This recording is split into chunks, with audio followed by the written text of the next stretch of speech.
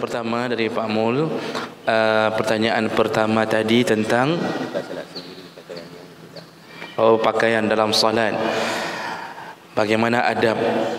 Apakah boleh berpakaian biasa ketika salat? Sebenarnya yang disyaratkan pakaian dalam salat adalah suci dan bersih. Itu intinya. Suci, bersih dan menutup aurat. Itu intinya. Namun ketika kita membuka-buka lembaran kitab-kitab fiqih dalam 4 mazhab, sepakat makruh hukumnya salat dengan memakai pakaian kerja, baik kerja di rumah maupun kerja di kantor atau tempat pekerjaan kita. Dalam kitab fiqh Islami wa adillatuh juga dikumpulkan pernyataan itu tidak baik, makruh.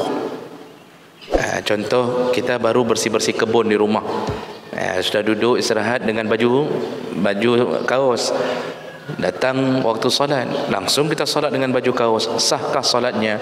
Kalau menutup aurat, suci, sah. Tapi makruh, tidak beradab. Kita datang tamu saja, assalamualaikum, ganti baju. Apalagi tamu itu misal contohnya orang yang kita pandang tidak layak kita pakai baju singlet atau baju biasa, kita ganti baju. Itu dengan tamu yang enggak bawa apa-apa, amplop enggak bawa, kuih enggak bawa, jeruk pun enggak ada, tapi kita ganti baju. Maka dengan Allah yang mencipta dan menjanjikan surga, seharusnya kita lebih beradab.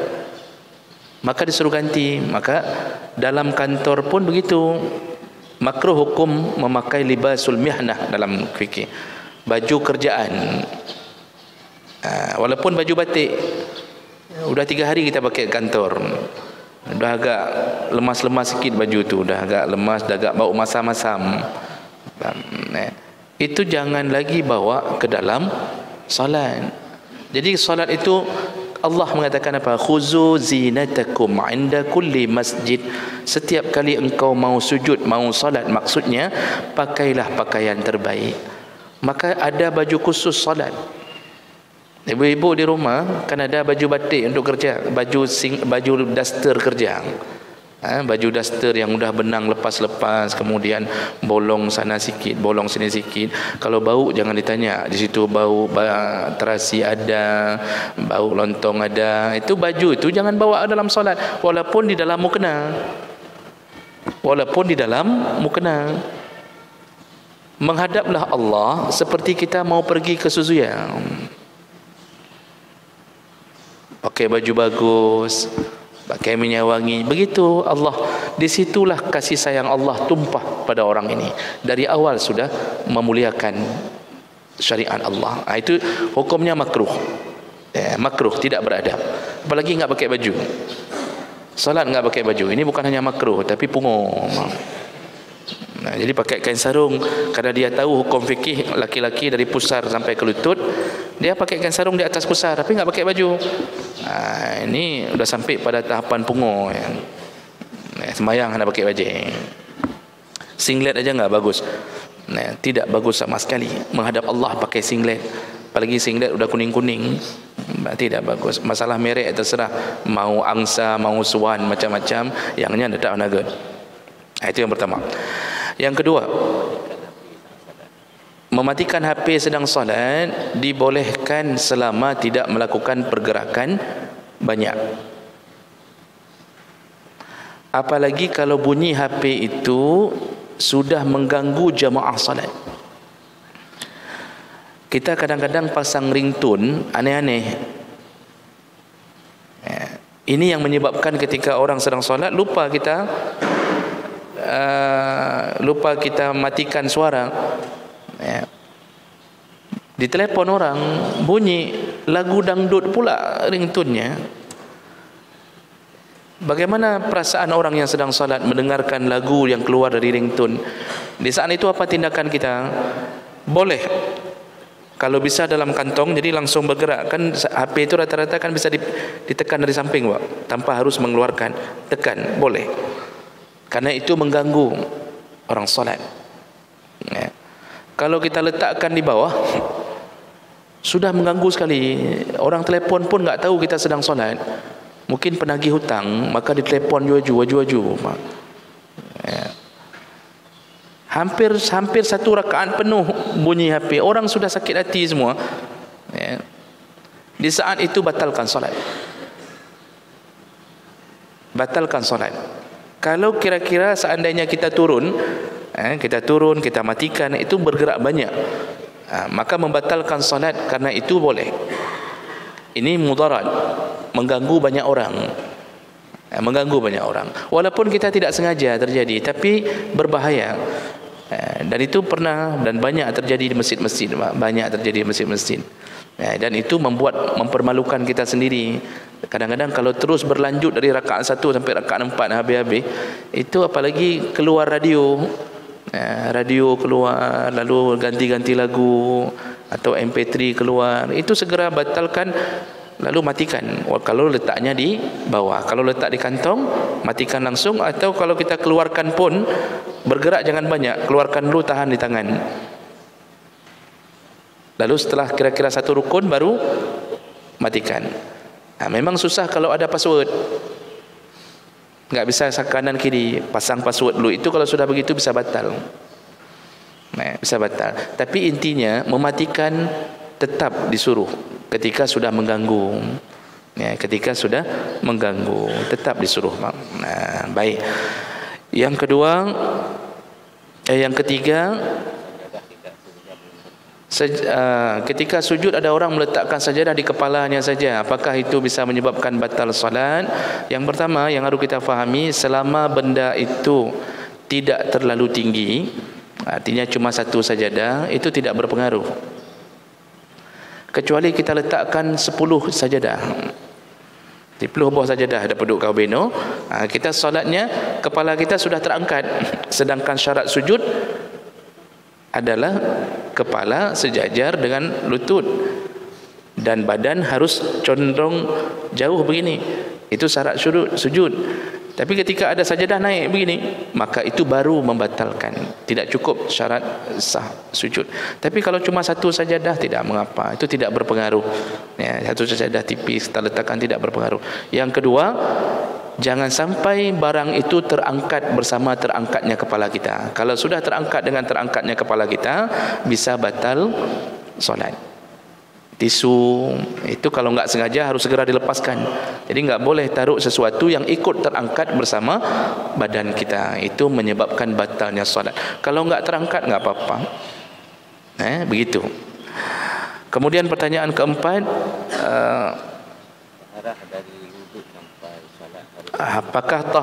apakah salat itu kita jaga harus sama? Ambil semua mazhab, sampai tadi pada lipat tangan, karena tadi berwuduk dengan mazhab Syafi'i, waktu lipat tangan apakah harus ikut mazhab Syafi'i, harus di ini, enggak bolehkah begini bercampur dengan mazhab lain? Jadi begini Pak, perlu diluruskan dulu, yang tidak boleh dicampur itu perkara yang menyebabkan batalnya salat. Itu yang enggak boleh dicampur. Sedangkan pada hal-hal yang sunnah itu tidak mengapa. Sedangkan lipat tangan sunnah, tidak mengganggu. Kalau ditanya sama satu mazhab pun enggak ada yang jawab batal. Tidak ada yang jawab batal. Sama seperti masalah kunut subuh. Kita bermazhab Syafi'i, salat di belakang orang yang tidak bermazhab Syafi'i tidak ada kunut. Batalkah salat? Tidak. Karena kunut pun adalah sunnah. Namun dalam kitab-kitab Syafi'iyah ada banyak ulama yang mengatakan silakan sujud sahwi sendiri setelah salamnya imam, mengganti kebiasaan kita kunut. Itu ada yang mengatakan itu. Nah, kita yang tidak berkunut di belakang imam yang berkunut, bolehkah kita diam saja tidak berkunut? Boleh. Tidak mengapa. Yang jangan rukuk duluan. Yang jangan sujud duluan. Jadi itu perkara sunnah enggak mengganggu, Pak. Tidak mengganggu. Yang enggak boleh mencampur aduk pada perkara yang membatalkan salat. Itu yang enggak boleh. Enggak boleh campur aduk di situ, karena akan menyebabkan talfiq yang menyebabkan kita enggak sah salat dalam satu pandangan pun. Nanti ada yang lebih sempit lagi berfikir enggak apa-apa, enggak sesuai mazhab enggak apa-apa, yang penting kita ikut Nabi. 4 mazhab itulah ikut Nabi. Ini yang perlu kita pegang. Jadi jangan berfikir 4 mazhab ni nak ikut Nabi. Fikir ikut Abu Lahab, apa mazhabnya. Cuba bapak baca kitab-kitab 4 mazhab, semua mereka bicara di atas dalil. Namun kenapa waktu ada orang hari ini menyampaikan mazhabnya enggak bisa mengeluarkan dalil? Karena ada kitab-kitab mazhab enggak menulis dalil, langsung tulis hukum langsung.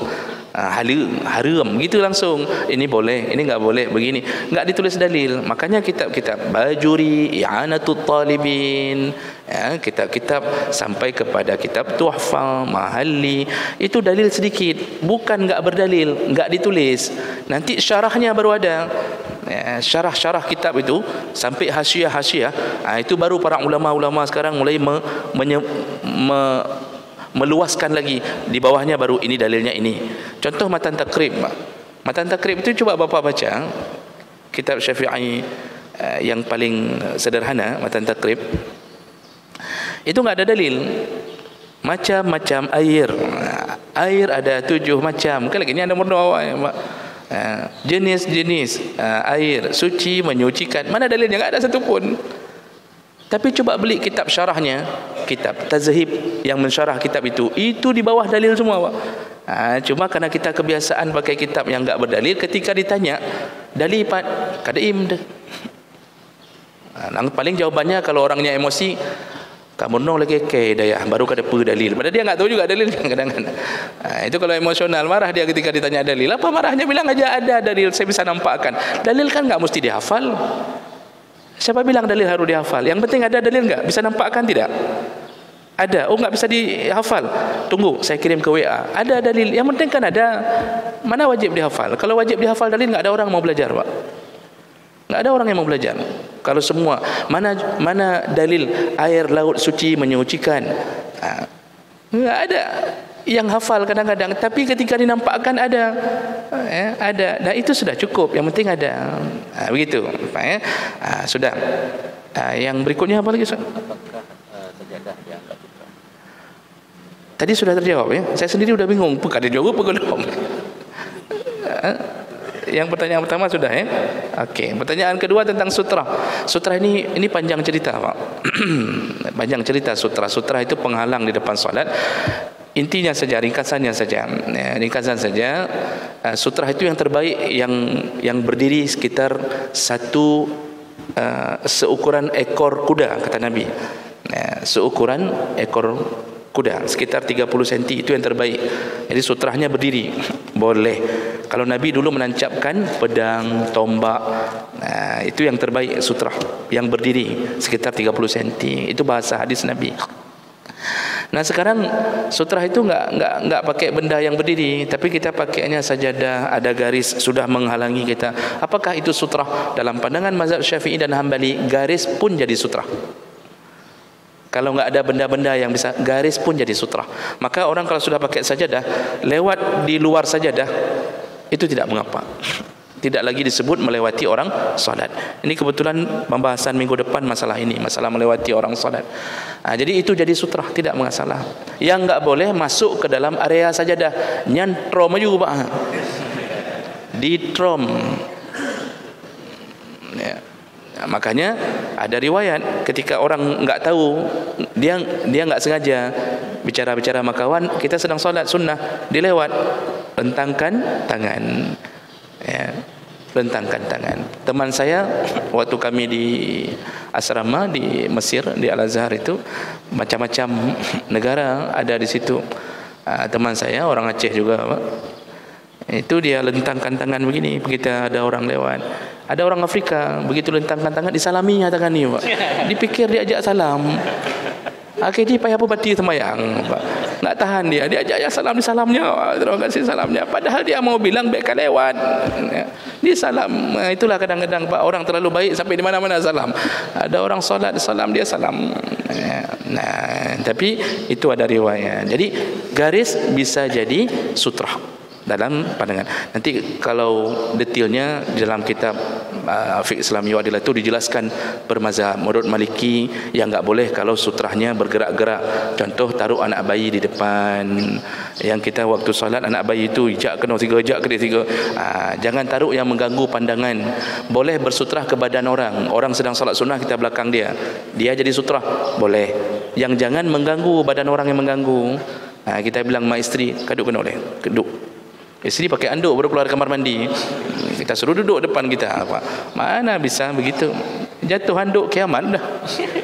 Mana sah sembahyang dia kan? Nah, contoh. Baik, pertanyaan terakhir, pertanyaan dua lagi. Pak Anwar.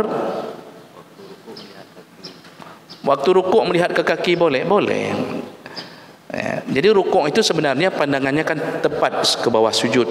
Tapi itu sunnahnya begitu. Tidak menghalangi kalau kita terlirik ke kaki. Walaupun sebaiknya jangan dilakukan lama. Terlirik ke kaki tidak mengapa. Karena itu amalan pelengkap. Bukan bermakna begitu lihat kaki langsung batal, enggak. Atau perbuatan haram, tidak. Boleh. Tapi lebih utama langsung ke tempat sujud. Oh, masalah saf nanti bisa dirapikan. Itu nanti bisa dirapikan ketika berdiri kembali. Melihat kiri kanan ada kosong-kosong, rapatkan lagi, rapatkan. Kata Nabi, wasaddul khilal. Kalau engkau dapatkan yang celah dalam solat, maka rapatkan kembali. Jadi ini Bapak, yang sudah solat kan kita tadi rapi. Habis bangun rakaat pertama kan menghambur wacut kan, jarang-jarang gara-gara duduk. Ada yang duduk sebentar, macam-macam lah kan. Itu waktu berdiri itu rapatkan lagi, rapatkan lagi. Begitu suruhannya. Jadi terlirik ke arah kaki tidak mengapa. Namun tetap enggak disuruh dari awal lirik terusan, tidak. Baik, pertanyaan yang terakhir yaitu tentang apakah semua dahi ini harus kena tempat sujud? Sehingga pernah dengar bahawa satu helai rambut jatuh pun batal. Tidak begitu. Cuba baca kitab fikih kembali. Asal kena bahagian daripada dahi itu sudah dianggap terkena. Namun untuk menghindari keraguan-raguan sebelum solat disuruh angkat rambut. Makanya ini sunnah pakai peci ni, Pak. Itu untuk menjaga solat kita. Kalau orang Afghanistan, Bapak lihat peci mereka, ini terbelah tengah sini, Pak. Di belah tengah sini. Ini tertutup nih, dari sini tertutup. Jadi belah tengahnya cuma sedikit. Teman-teman Afghanistan itu rata-rata begitu. Mereka bermazhab Hanafi. Dan mereka memang memfokuskan yang kena ini. Jadi intinya, kalau kita baca kitab fikih, itu tidak disuruh harus. Yang namanya dahi dari mana? Kan dari garis rambut ini, dari tempat tumbuh rambut ni sampai ke tempat tumbuh rambut. Kalau harus kena semua, kita harus guling-guling kanan kiri, Pak. Guling kena tiga, guling kena tiga. Berkenang madum, berkenang belah no, kenang belah no. Kalau itu kita jadikan sandaran, bang enggak sah semua solat kita, Pak. Kita cuma kenakan ini cuma. Nah, di antara ini, maka kalau ada jatuh helai rambut tapi yang lain kena, dibolehkan. Itu sudah masuk ke dalam syarat sah sujud. Tapi walaupun begitu lebih utama hindari. Maka waktu solat jangan taruh kacamata di sini. Kacamata taruh di mata. Begitu. Demikian Bapak Ibu yang Allah muliakan, kita cukupkan karena di antara kita ada yang harus menyambung kerja. Insya-Allah kita sambung kembali di pertemuan yang akan datang. Subhanakallahumma bihamdik asyhadu an la ilaha illa anta astaghfiruka wa atubu ilaik. Wassalamualaikum warahmatullahi wabarakatuh.